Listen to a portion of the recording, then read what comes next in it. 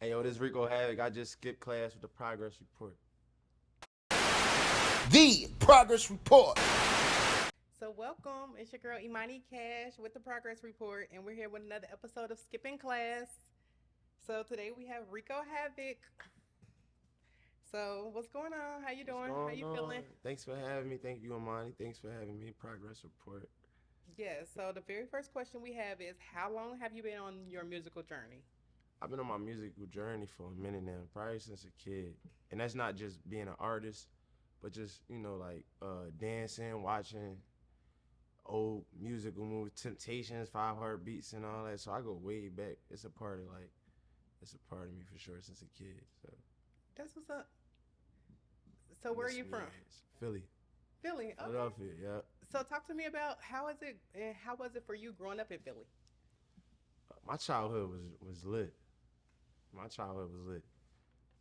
Minus the bullshit, but I had a fun childhood. Skating, parties, and stuff like that. You know, Dollar parties. dollar parties. Kickbacks at every cut. We had all that type stuff. Yeah. Okay. So tell me about what influenced you musically, What influenced me musically? or who influenced you musically, rather. That's a good question. Um, I think my family influenced me musically because we always did like block parties and everything, and they had me dancing. Music just was always a thing, and that's what influenced me to like grow a love for music and just know like this a part of me right here. That's dope. This be me, yeah. So Okay. family influenced me for sure. That's super dope. So when did you start rapping?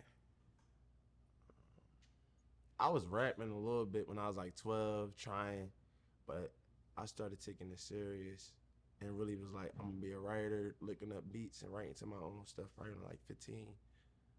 Yeah, 15. Okay. So speak on your big break moment. Like, what did that look like?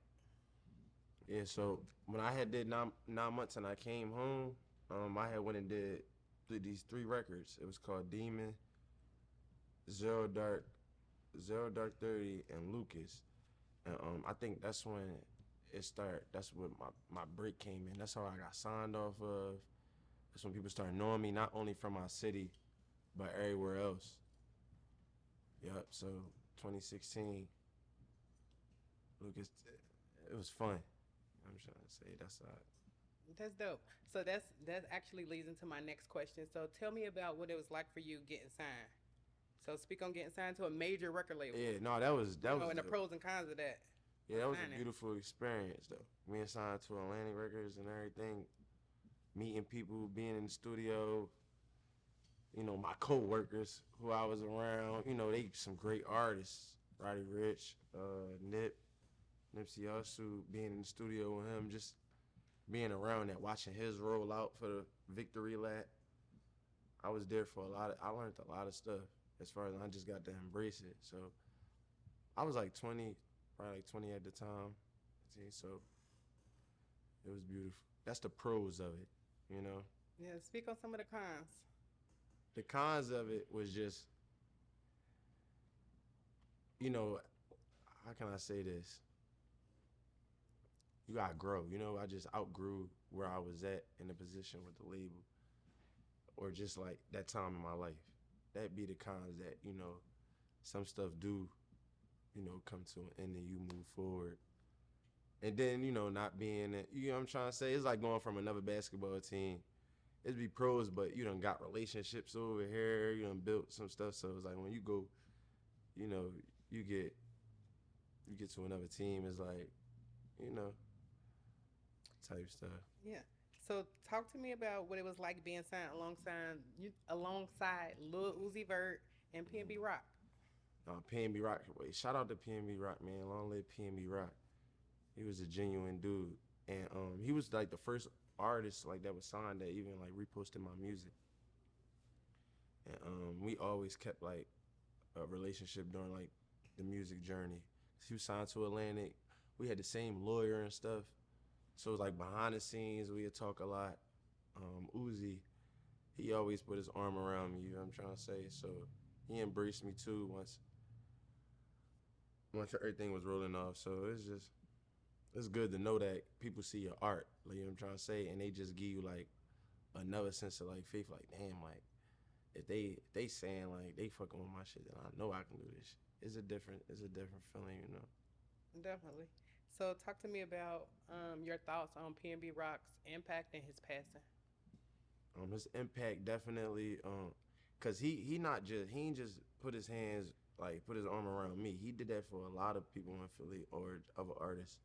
So like even people that Rock introduced me to, like behind the scene, I met Bass Swag through PnB, like and before and he popping right now. Shout out Bass Swag, and we just kept that Rock he put together a lot of rooms, I could say, like he touched a lot of people. So his passing was just like, you know, I don't know how to speak on. It's a learning experience, you know, and what God got planned. I really, it's fucked up, but it's like,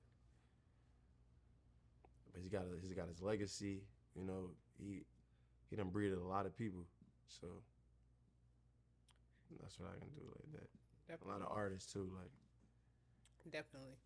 So what did it look? What did it look like for you after the deal was done?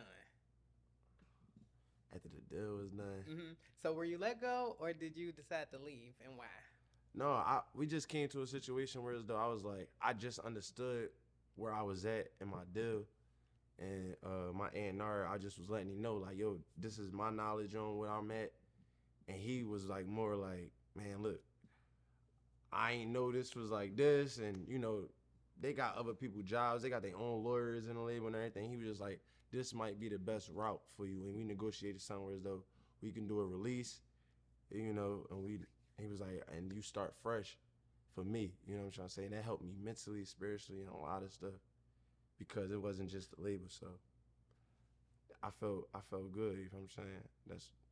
I felt good. So can you speak on that a little bit? How hard was that process for you? The process of what? Just like transitioning from being signed to a major record label and kind of like, Then going independent. exactly. It was Exactly. it was a learning experience. I hopped on my shit. I ain't gonna lie, I hopped on my shit, and the relationships that I done made help. Shout out to the relationships that I had that they sent me in the right direction, and I got some good information and everything because what these labels is not that the label. This not even a bad shame. No labels like people. You only good as what you negotiate in life in general. You feel me? So it just was. I know I just stayed prayed up. Like I can't. It wasn't like. It wasn't hard. It wasn't like. Only thing that was hard was not dropping music like I was. You feel what I'm trying to say? Because I had to focus on this. So that's really what wearing another hat, trying to do all this stuff.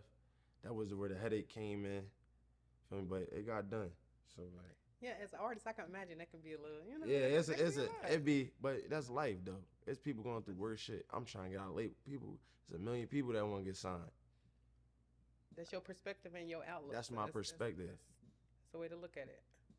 So to speak on the independent grind and, like the footwork and everything it takes, now being independent again. Just getting back to like the root of it. I mean, I got some, just having fun. I'm back to having fun. I can say that being independent, I'm more like, I ain't. It's a stress off me a little bit because now I can have fun with it a little bit more instead of me worrying about all this business shit and what I got. It's a million people being signed or signed to a label. They got they focus. They got their priorities and stuff. So I think it's more fun now. I'm back like being independent. I get creatively. It's like I'm back to having fun with my music. You know, So what does the footwork look like? the footwork. It's just like that, staying consistent, talking to my fans. Now growing in my fan base, not just putting everything on the label. That's the footwork. Just being me, having fun. You get what I'm trying to say? Hmm. Yeah. Definitely. So speak on your new single or on your single Circles featuring Reese Youngin and DJ Crazy. Yeah, circles, man. Shout out to DJ Crazy Amazing in the record. building. Shout out DJ Crazy. feel me? Circles. I already had Circles recorded, and that's gonna be a single off. That's a single off my project that I'm dropping soon. And we already had the song. I had Circles probably for like. I was sitting on Circles a little bit, but I just know it was just something. I'm like, I caught crazy like, yo, it's something with this. I just need something. I don't know. We just got figured out. He came and put his hands on it with me, and Reese Youngin touched it, so it was like, all right, it's ready now. And I could do that with my art sometimes. I don't like to rush it. I don't like to pressure myself. I just let it flow. And it all came together to where it's at now. So, video dropping soon. Sure y'all tune in. That's what's up. I personally definitely like that single. It's a different vibe and a different feel. It's really nice. But can you describe the vibe and the feel of the song for our audience and the people who haven't heard it yet? Circles is one of them things I was like, I was kind of vulnerable on the song. It was a vulnerable song, but we made it whereas I was like, it ain't so sad and ain't bringing you down. So it was like, yeah, talking to the ladies for sure. And we always gonna talk to the ladies. It's one of them. It's a vibe. You could play it. You could play Circles when you wake up. You could play Circles when you're working out. You might want to just, stretching and then hop on your joint. Circles can be played in the club. That's the vibe of it. Feel me? It's a vibe. That's what it is. It's definitely a vibe. Yeah. So speak about the importance of linking with DJs.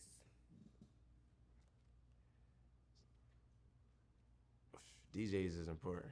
And that's a good question. If we talking about my brother in the instance, and then we talking about DJs in general, DJs gonna always be, that's vital. You gotta link with the DJs because it's hip hop. Salute the DJs. That's salute to all the DJs. It's coalition DJs, every DJ that's out there that's showing love to me. I was a DJ. I'm talking about virtual DJ. Yeah, 6th grade. You know when I had my graduation, wow. You know what they gave me when I graduated? What was that? They gave me turntables. They gave me this one. I used to DJ the parties. Shout out DJ RL, that DJ Power 99. Before he was DJing the radio. A lot of people probably didn't know that. Yeah, nobody know this. Before DJ RL was DJing Power 99 the radio, me and my mom drove to Norristown, somewhere out of Philly to go pick him up. And we paid him. My school paid me. This middle school. They paid me $300. I went to go get him and pay him. I'm like, I'm bringing the DJ, and we DJ'd the little like party in middle school. And when I graduated, they gave me a little turntable, so I had my DJ run super too. Dope.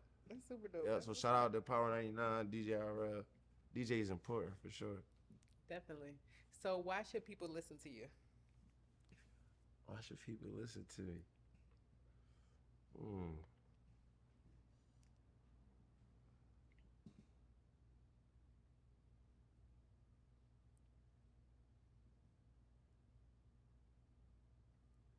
That's a good question. And you got me on the locker. she put me up on the locker. I mean, like,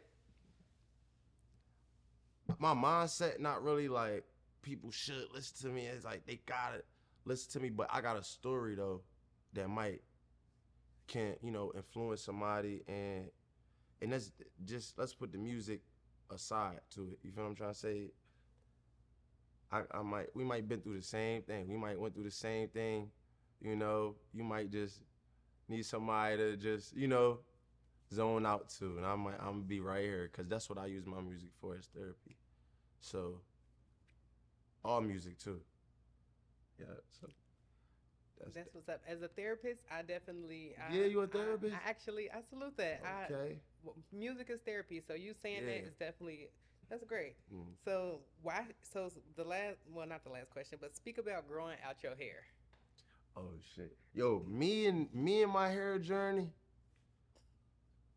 I never liked to cut because I had got staples in my head when I was a kid. Yeah, I had got staples and I got my head cut open. We was doing something, and when they had to put staples in my head, I always had a bald spot right here. So I used to just like love my little curly top and growing out my hair because I always had, that was my little thing. And when I got older, I just got tired of getting a haircut, just staying every 2 weeks. And so I just grew my hair out. That's really just that simple. And it's like I go to my, just get me right. I don't gotta go every week and keep a line up. I'm moving around, doing my music. Feel me? That's my hair journey. That's what's up. That's what's up. Yeah. So what's next? What's next for you? The project, pushing Circles video, about to drop. That's next. It's probably gonna be, I don't know when it's gonna drop, but Circles video and my new tape for sure. Full body project, independent, Dirt World, do you regardless forever. Yeah, that's the brand, and that's what's next. That's what's up. Is there anything else you want to mention that we haven't talked about? Let me think about it, cause I like being right here a little bit. Before I get to our final question. Oh, you got a final question? No, I I'll got get a to the final question. Okay, so the final question is, we ask all of our guests, what does our keyword progress mean to you? Progress. Progress to me means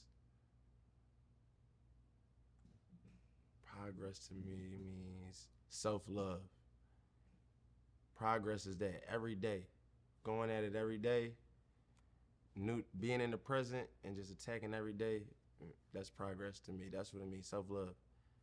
Cause you love yourself, you're making progress. Just learn to love yourself, and everything gonna come. I like that. So thank you for your time, and thanks for skipping class with us Appreciate today. The Progress Report.